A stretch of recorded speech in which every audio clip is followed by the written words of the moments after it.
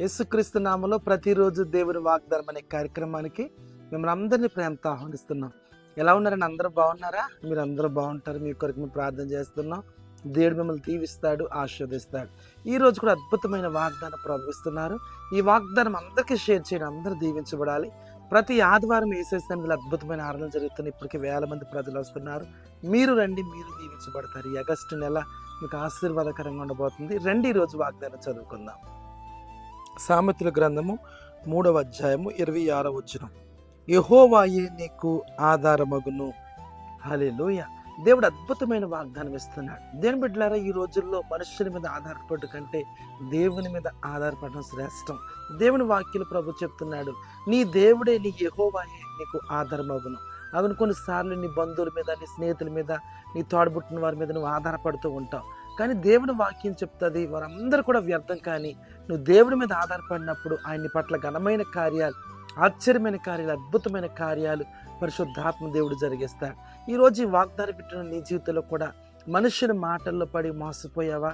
మనుషుల కొరకు ఎదురు చూసి విసిగిపోయావా? ఎవరో ఏదో చేస్తారని, సహాయం చేస్తే నేను విడిపిస్తారని ఎదురు చూసి అలసిపోయావా? దేవుడు నీతో మాట్లాడుతూ ఉన్నాడు. నీ జీవితంలో యెహోవాయే నీకు ఆధారం కాబోతున్నాడట.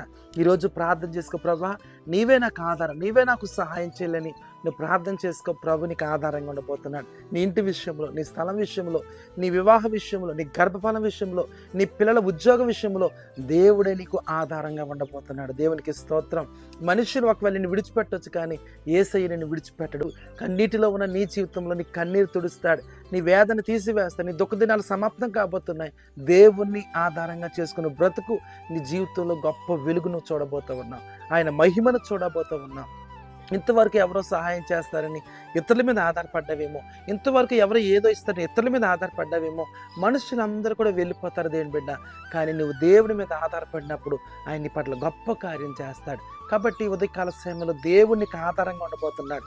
ఆయనే నీకు ఆధారంగా ఉంటే నీ కుటుంబంలో అద్భుతాలు, నీ కుటుంబంలో ఆశ్చర్య కార్యాలు, మహిమ కలిగిన కార్యాలు, రక్షణ కార్యం, స్వస్థత కార్యం నీ కుటుంబంలో నువ్వు చూడబోతున్నావు. భయపడద్దు. ఈ రోజు నుంచి నీ కుటుంబానికి దేవుడు ఆధారంగా ఉండబోతున్నాడు. నీ కుటుంబంలో గొప్ప కార్యాలు మీరు చూడబోతూ ఉన్నారు. ప్రార్థన చేసుకుందాం. ప్రేమ కలిగిన తండ్రి, పరిశుద్ధుడా, నీకు వందనాలు. ఎంతమంది వాగ్దానం విన్నారు ప్రభువా? యెహోవాయే నీకు ఆధారమగునన్న. అవును ప్రభు, బంధువులు విడిచిపెడతారు, స్నేహితులు విడిచిపెడతారు, కష్టాల్లో కన్నీరులో వదిలి వెళ్ళిపోతారు, కానీ నీవే మాకు ఆధారం తండ్రి. నీకు వందనాలు. ఎంతమంది ప్రార్థనలు ఏకీపిస్తున్న వారందరికీ నువ్వు ఆధారమగుదు గాక.